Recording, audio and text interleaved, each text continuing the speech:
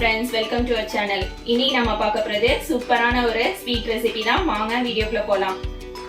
இப்போ பாத்தீங்கன்னா பலாப்பழ சீசன். பலாப்பழத்துல ஏற்கனவே நாம நிறைய டிஷ்ஸ் செஞ்சு சாப்பிட்டுப்போம். இந்த மாதிரி உள்ளுக்கு உள்ள சீட் எடுத்ததுக்கு அப்புறம் இந்த மாதிரி இருக்கும். இதை எடுத்துட்டு இந்த மாதிரி பிரவுன் கலர்ல இருக்கும். இந்த பிரவுன் கலரா இருக்கிறத எடுத்தோம்னா தோல் எடுத்துட்டா இந்த மாதிரி ஒயிட் கலரா இருக்கும். இது மாதிரி எடுத்துக்கணும். இது மாதிரி நான் வந்து அரை கப் அளவுக்கு பலாக்கொட்டை எடுத்திருக்கேன். இது பாத்தீங்கன்னா பாதாம் பருப்பு வெந்நீர்ல 10 நிமிஷம் ஊற வச்சுட்டு அந்த தோல் எடுத்துட்டு வச்சிருக்கேன். ஒரு மிக்ஸி ஜார் எடுத்துட்டு ஃபர்ஸ்ட் நம்ம பலாக்கொட்டையை சேர்த்துக்கலாம். அது கூடவே எடுத்து வச்சிருக்க பாதாம் பருப்பையும் சேர்த்துக்கலாம். பாதாம் பருப்போட அளவு பாத்தீங்கன்னாக்கா பலாக்கொட்டை எடுத்த அதே அளவு அரை கப் அளவுக்கு பாதாம் பருப்பு எடுத்திருக்கேன். ரெண்டையும் ஒன்னா சேர்த்துடலாம். இது கூட 3 ஏலக்காய் சேர்த்துக்கிறேன் வாசனைக்காக. ஃபர்ஸ்ட் இதை மிக்சியில போட்டு நல்லா நைஸா அரைச்சிட்டு வந்துடுறேன். மிக்சியில அரைக்கும் போது இந்த மாதிரி தான் இருக்கும், ரொம்ப நைஸாலாம் அரையாது. இப்போ இதுல அரை கப் அளவுக்கு தண்ணி சேர்த்துக்கலாம். தண்ணி சேர்த்து மறுபடியும் அரைச்சிட்டு வரேன். இப்போ நம்ம அரைச்சாச்சு. அடுப்புல பேன் வச்சிருக்கேன். பேன் வச்சுட்டு கொஞ்சமா எண்ணெய் சேர்த்திருக்கேன். நம்ம அரைச்சு வச்சிருக்க பலாக்கொட்டையும் பாதாமையும் சேர்த்துடலாம்.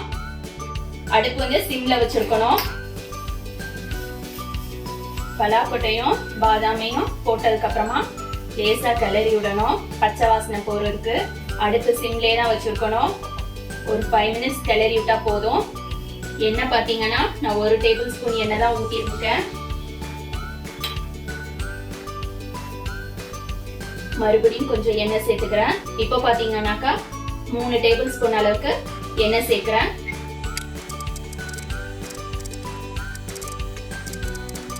அஞ்சு நிமிஷம் வதக்கியாச்சு. இப்போ இதுல 3/4 கப் அளவுக்கு நான் சீனி சேர்த்துக்கிறேன். சீனி சேர்த்ததுக்கு அப்புறமா இலக ஆரம்பிக்கும். சாதாரணமா பாத்தீங்கன்னா பாதாம் பருப்பு இல்ல வேர்க்கடலை முந்திரி இதுலதான் வந்து பர்ஃபி செய்வாங்க. பலாக்கொட்டையில யாரும் செஞ்சது கிடையாது. இந்த மாதிரி செஞ்சு பார்த்தா ரொம்ப டேஸ்டா இருக்கும். சீனி கரைஞ்சிருச்சு. இப்ப இதுல நம்ம பால் சேர்த்துக்கலாம். அரை கப் அளவுக்கு காய்ச்சாத பால் சேர்த்துக்கிறேன். பால் சேர்த்ததுக்கு அப்புறமா நல்லா கிளறி விடணும். இப்போ அடுப்பை வந்து மீடியம் ஃப்ளேம்ல வச்சுக்கலாம்.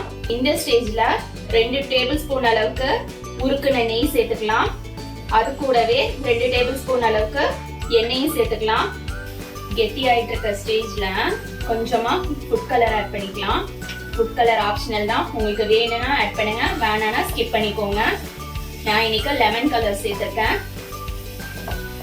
Lemon yellow.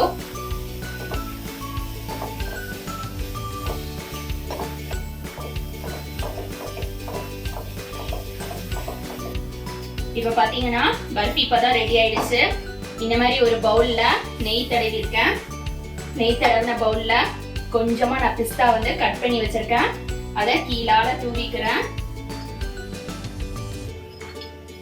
அதுல நம்மளோட பர்ஃபிய உள்ள சேர்த்துடலாம். சேர்த்துட்டு ஸ்பேட்லாவாலேயே இந்த மாதிரி லெவல் பண்ணிக்கலாம். மேலாலையும் கொஞ்சமா நான் வந்து பிஸ்தா தூவுறேன். பிஸ்தா தூவுனதுக்கு அப்புறமா லைட்டா ஒரு ப்ரெஸ் கொடுக்கணும். இது அப்படியே செட் ஆகிறதுக்கு 2 மணி நேரம் விட்டுறலாம். ஆறட்டும். ஆறுனதுக்கு அப்புறமா நான் காட்டுறேன். ரெடி ஆயிருக்கு, செட் ஆயிடுச்சு நல்லா. இதை நம்ம டீமோல்ட் பண்ணிக்கலாம்.